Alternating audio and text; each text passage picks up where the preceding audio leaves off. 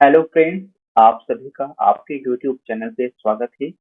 और आज इस वीडियो में हम बात करने जा रहे हैं आरआरसी नॉर्थ ईस्ट रेलवे की तरफ से यहाँ पे अप्रेंटिसशिप का जो फॉर्म निकला है उस फॉर्म को अप्लाई कैसे करना है। आज इस वीडियो में हम बात करने वाले हैं। तो सबसे पहले आपको डिस्क्रिप्शन में लिंक मिलेगा, आपके सामने ये पेज ओपन होगा। जहाँ पे देखेंगे आपको जो लास्ट डेट का ऑप्शन मिलेगा 24 दिसंबर 2022। तो सबसे पहले यहाँ पे आप देखेंगे ऑनलाइन रजिस्ट्रेशन का ऑप्शन आएगा, आपको इसके ऊपर क्लिक करना है।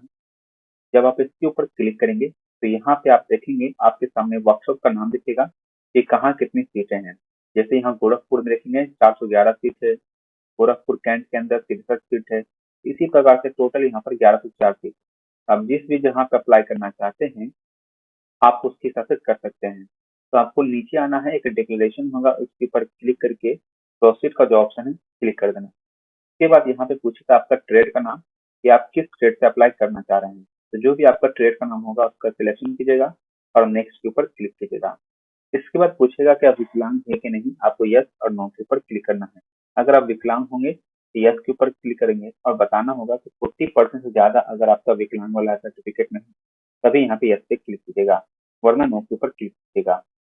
तो जो भी होगा सिलेक्शन कीजिएगा। उसके बाद नेक्स्ट का ऑप्शन आएगा और कंटिन्यू के ऊपर क्लिक करना है।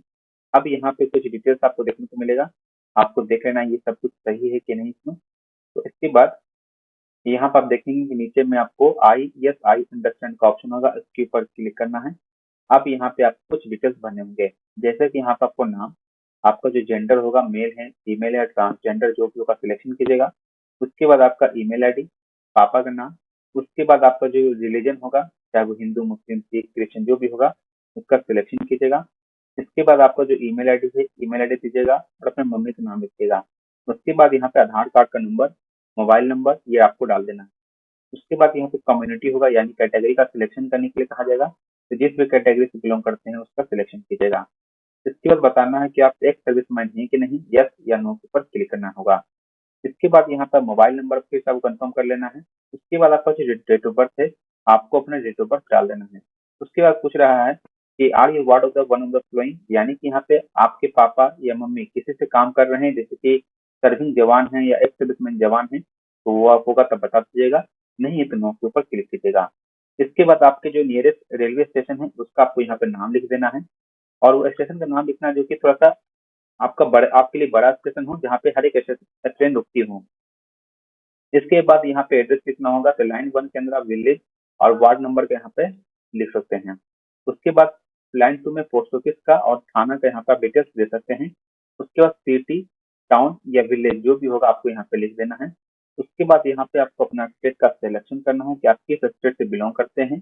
उसके बाद जो डिस्ट्रिक्ट होगा आपको अपने डिस्ट्रिक्ट का भी सिलेक्शन यहाँ पे कर देना है। डिस्ट्रिक्ट का सिलेक्शन करने के बाद यहाँ पे आपको पिन कोड मांगा जाएगा, तो जो भी आपको पिन कोड होगा आपको अपना पिन कोड यहाँ पे दे देना है।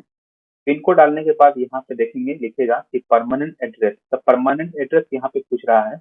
तो अगर आपका करस्पॉन्डेंस एड्रेस यानी कम्युनिकेशन एड्रेस परमानेंट एड्रेस ही है तो इसके ऊपर टिक कर दीजिएगा।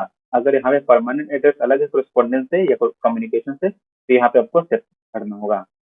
इसके बाद फिर आपको नीचे की ओर आना है। अब यहाँ पे 10th क्लास का डिटेल्स आपसे मांगा जाएगा, जैसे कि 10th का रोल नंबर, किस बोर्ड से पास किए हैं बोर्ड का यहाँ पे आपको नाम लिखना है। अगर बोर्ड का नाम नहीं मिल रहा है तो यहाँ पे आप नहीं भरिएगा। यहाँ पे अदर्स का भी ऑप्शन नहीं दिया हुआ है, तो यहाँ पे देख लीजिएगा आपका नाम इस बोर्ड का होना जरूरी है। अगर नहीं भी है तो इसको कोई दिक्कत नहीं, इसको आप ब्लैंक छोड़ सकते हैं। उसके बाद 10th में आपको कितना मार्क्स ऑब्टेन्ड हुए यानी कितना टोटल आया है वो लिखना है, टोटल कितना का हुआ है वो लिखना है। उसके बाद यहाँ पे परसेंटेज कैलकुलेट हो जाएगा और किस साल आपने मैट्रिक पास किया है वो यहाँ पे डिटेल्स भरना है। इसके बाद आपका आईटीआई के डिटेल्स मांगा जाएगा जिसमें सर्टिफिकेट नंबर है, तो आपको सर्टिफिकेट नंबर ही देना है। ऐसा नहीं कीजिएगा कि मार्कशीट नंबर दे दीजिएगा। हाँ, अगर आपको मार्कशीट मार्कशीट के अलावा आपको अगर सर्टिफिकेट नहीं मिलता है तभी यहाँ पे आप मार्कशीट नंबर दीजिएगा। लेकिन आपको मार्कशीट भी मिलता है सर्टिफिकेट भी मिलता है तब यहाँ पे सर्टिफिकेट नंबर देना होगा। उसके बाद आईटीआई जहाँ से पास की है उसका नाम लिखना है यानी उस कॉलेज का नाम लिखना है, और कब पास किए हैं आपको वो ईयर का सिलेक्शन यहाँ पे कर देना है।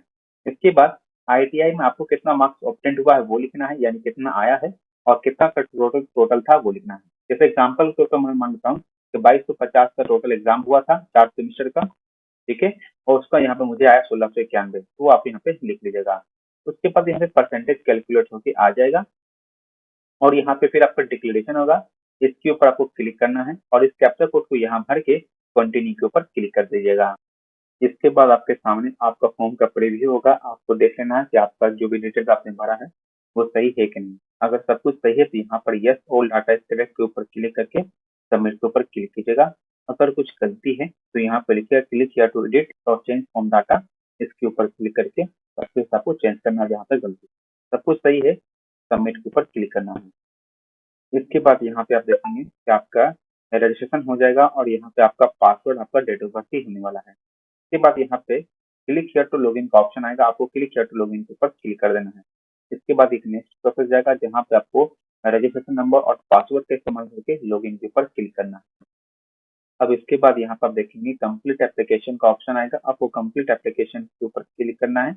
अब यहाँ पे यूनिट डिफरेंस का ऑप्शन आएगा, जहाँ पहले आप भरना चाहते हैं आप यहाँ पे अपना जो ऑप्शन सब आपको देना होगा, यानी यहाँ पे जितना टोटल है आपको टोटल सिलेक्शन करना होगा। तो आपको जिस हिसाब से सिलेक्शन करना है आप सीट के हिसाब से, आपका ब्रांच के हिसाब से सिलेक्शन करके कंटिन्यू के ऊपर क्लिक करके आगे को बढ़ जाना।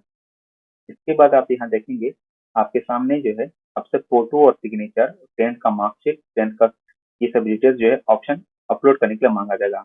आप क्या क्या अपलोड करना है वो समझ लेते हैं पहले। यहाँ पे देखेंगे फोटोग्राफ आपका लेटेस्ट होना चाहिए, 50 KB से ज्यादा नहीं होना चाहिए, जेपीजी फॉर्मेट में होना चाहिए, आपको अपलोड कर देना है। उसके बाद सिग्नेचर भी आपको 50 KB से ज्यादा नहीं होना चाहिए, जेपीजी फॉर्मेट में अपलोड कर देना है। इस दोनों को अपलोड करने के बाद लिखा गया है कि जितने भी डॉक्यूमेंट्स आप अपलोड करेंगे वो पीडीएफ साइज में होना चाहिए, जो कि 5 KB से कम नहीं और 300 KB से ज्यादा नहीं होना चाहिए, क्योंकि ये सर्वर पे स्टोर होता है, यानी सर्वर के ऊपर डाउनलोड होता है। आप यहाँ पे देखेंगे 10th का मार्कशीट आपको अपलोड करने के लिए कहा जाएगा, तो select 10th marksheet to upload है, तो आपको चूज फाइल के ऊपर क्लिक करना है और पीडीएफ फॉर्मेट में जो आप सर्टिफिकेट अपलोड कीजिएगा। इसके बाद आईटीआई का सर्टिफिकेट लिखा गया है, तो आपको यहाँ पे आईटीआई का सर्टिफिकेट ही अपलोड करना है। अगर आईटीआई का सर्टिफिकेट नहीं मिलता है, सिर्फ मार्कशीट मिलता है, तो मार्कशीट अपलोड कीजिएगा। अगर प्रोविजनल सर्टिफिकेट मिलता है तो प्रोविजनल ही अपलोड करना होगा। अगर आप किसी कैटेगरी से बिलोंग करते हैं जैसे कि एससी, एसटी, ओबीसी या फिजिकल हैंडीकैप है, तो यहाँ पे आपको वो सर्टिफिकेट भी अपलोड करना होगा। यहाँ पे फिजिकल, यहाँ देखेंगे जो विकलांग है उनको भी अपलोड इसी के अंदर करना है डॉक्यूमेंट्स को। अगर मान लेते हैं कि कोई व्यक्ति विकलांग भी है और एसटी भी बिलोंग करता है और विकलांग भी है, तो उनको दोनों को मर्ज कर देना एक में ही और उसके बाद यहाँ पे आपको अपलोड कर देना है। ये सभी अपलोड कर देने के बाद उसके बाद अपलोड पे क्लिक करेंगे तो यहाँ पे सब डॉक्यूमेंट्स आपको अपलोड करने के बाद ध्यान रखना है कि जो डॉक्यूमेंट अपलोड कर रहे हैं वो सही है कि नहीं। अब यहाँ पे अगर आप किसी कैटेगरी से बिलोंग कर रहे हैं जैसे कि एससी, एसटी से आ रहे हैं और फिजिकली हैंडीकैप से आ रहे हैं, तो आपको पेमेंट करने की कोई जरूरत नहीं है और यहाँ पे एप्लीकेशन प्रिंट का ऑप्शन आएगा, यहाँ पे प्रिंट निकाल सकते हैं। लेकिन आप जनरल ओबीसी से बिलोंग कर रहे हैं तो यहाँ पे आपको पेमेंट करने के लिए कहा जाएगा। तो पे नाउ का ऑप्शन है, पे नाउ के ऊपर क्लिक करेंगे और ये पेमेंट मोड पे लिया जाएगा। यहाँ पे आप देखेंगे आपको credit card, net banking, NEFT या एसबीआई के ऑफलाइन के माध्यम से पेमेंट करना है। तो जो भी आपके पास होगा, तो प्रीपेड कार्ड यहाँ पे डेबिट कार्ड का भी इस्तेमाल कर सकते हैं, जिसमें कार्ड का number, expiry date, delivery number और यहाँ पे कार्ड के ऊपर क्या नाम है और पे नाउ के ऊपर क्लिक कीजिएगा। पेमेंट को कंप्लीट करते ही यहाँ पर वो फिर से लॉगिन पेज भेज दिया जाएगा, जहाँ पे फिर से आपको लॉगिन करके आपको प्रिंट यहाँ पे निकाल लेना है। तो यहाँ पर देखेंगे एप्लीकेशन प्रिंट का ऑप्शन होगा, इसके ऊपर क्लिक कर दीजिएगा और यहाँ पे प्रिंट का ऑप्शन मिल जाएगा, प्रिंट निकाल के